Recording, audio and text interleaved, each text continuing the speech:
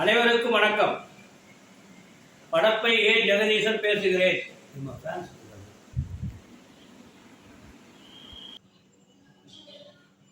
அனைவருக்கும் வணக்கம். படப்பை ஏ ஜெகதீசன் பேசுகிறேன். இதுவரைக்கும் நம்ம சேனலை சப்ஸ்கிரைப் பண்ணாதவங்க மட்டும் சப்ஸ்கிரைப் பண்ணுங்க. அப்படியே பக்கத்தில் உள்ள பெல் பட்டன் டச் பண்ணிடுங்க. மன்னரின் பெருமை. ஒரு ஊரில் ஒரு அரசர், அவருக்கு ஒரு பிறந்த நாள் வந்தது. அதை ரொம்ப விசேஷமாக கொண்டாடணும். பக்கத்தில் இருந்த ராஜாக்கள், கவிஞர்கள், அறிஞர்கள் எல்லாரும் வந்து வாழ்த்துறாங்க. வாழ்த்துன அத்தனை பேருக்கும் பொருள் உதவி கொடுத்து வழி அனுப்புகிறார். இப்படி நடந்துக்கிட்டு இருக்கும்போது ஒரு புலவர் வந்தார். மன்னா, நான் ராமனை இதுவரையும் கண்டதில்லை. தாங்கள் தான் ராமர், நேரில் பார்க்கிறேன். நான் ராமராஜ்யத்தையே பார்க்கவில்லை, இப்பொழுது கண்கூடாக பார்க்கிறேன். இப்படி சொல்லி புகழ் உச்சிக்கு கொண்டு போகிறான். மன்னருக்கு ரொம்ப சந்தோஷம்.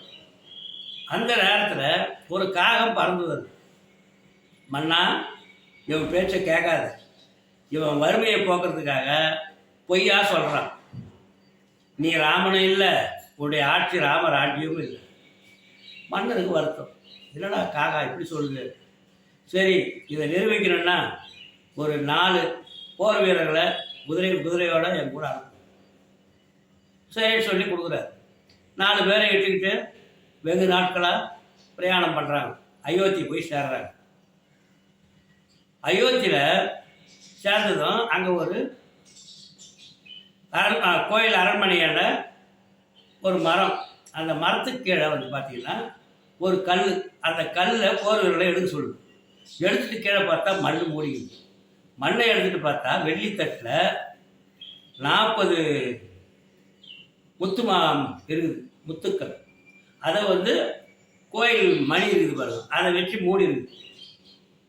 உடனே அதை எடுத்து வீரர்கிட்ட கொடுத்து, உங்கள் அரசர்கிட்ட கொடுத்துருங்க எடுத்து போய் சொல்லிட்டு ஓடி போய். இவனுங்க பார்த்தாலும் 4 பேர், டேய் காக்காவும் போயிடுச்சு, அரசருக்கும் எவ்வளவு தெரியாது, இதில் நம்ம ஆளுக்கு 2 எடுத்துக்கலான்டான்னு சொல்லி ஆளுக்கு 2 எடுத்துக்கலாம். நேராக அரண்மனைக்கு போனானுங்க. மீறி இருக்கிற 32 போயிட்டு பார்க்கும்போது அரசருடைய அமைச்சர் வரார். இருந்தாங்க, இது அரசர்கிட்ட கொடுத்துருக்குறார். அவர் பார்த்தார், இது யாருக்கும் தெரியாதில்ல. அவர் ஒரு 5 எடுத்துக்கிட்டார். அதை தாண்டி எடுத்துன்னு போகிறாரு அரசர்கிட்ட கொடுத்து. அரசனுடைய தம்பி வரான். அவர்கிட்ட கொடுத்தா அரசர்கிட்ட கொடுத்துருவான். அவர் ஒரு 5 எடுத்துக்கிறார். இப்போ 22 தான் இருந்துச்சு. அப்புறம் எடுத்துன்னு போய் அரசர்கிட்ட கொடுக்கலான்னு போனால் ராணி வராங்க. ராணிகிட்ட கொடுத்துட்றாங்க, அரசர்கிட்ட கொடுத்துருவாங்க. எடுத்து போய் அரசர்கிட்ட சொல்கிறாங்க ராணி, இன்னும் ஒரு 22 இருந்தால் முழு முத்து மாலை செய்யலாம்.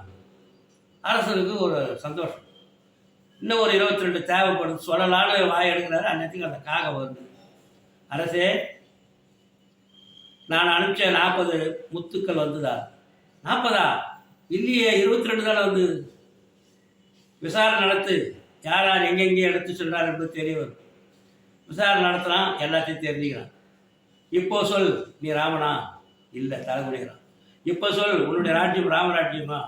இல்லை. அப்போ அரசர் கேட்குறான், இது எங்கேருந்து வந்தது? வா சொல்லுகிறேன் கேள். அயோத்தியில் ஒரு பெரிய செல்வந்தர், அவருடைய மகனுக்கு திருமணம். முத்துக்கள் வெள்ளித்தட்டில் வச்சு சீதாதேவியை அழைக்கிறதுக்கு போகிறாங்க.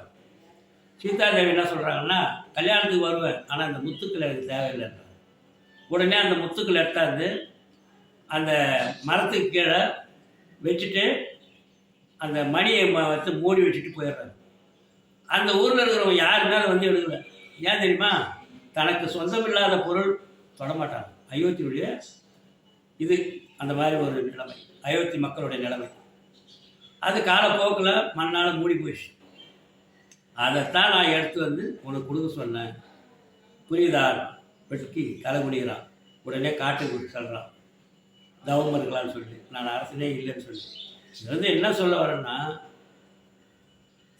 நமக்கு சொந்தமில்லாத பொருள் எதுவாக இருந்தாலும் நாம் தொடக்கூடாது. ஆனால் இப்போ எப்படி தெரியுமா? தொட்டதெல்லாம் நமக்கு சொந்தமாகணும்னு நினைக்கிறான். நன்றி, வணக்கம்.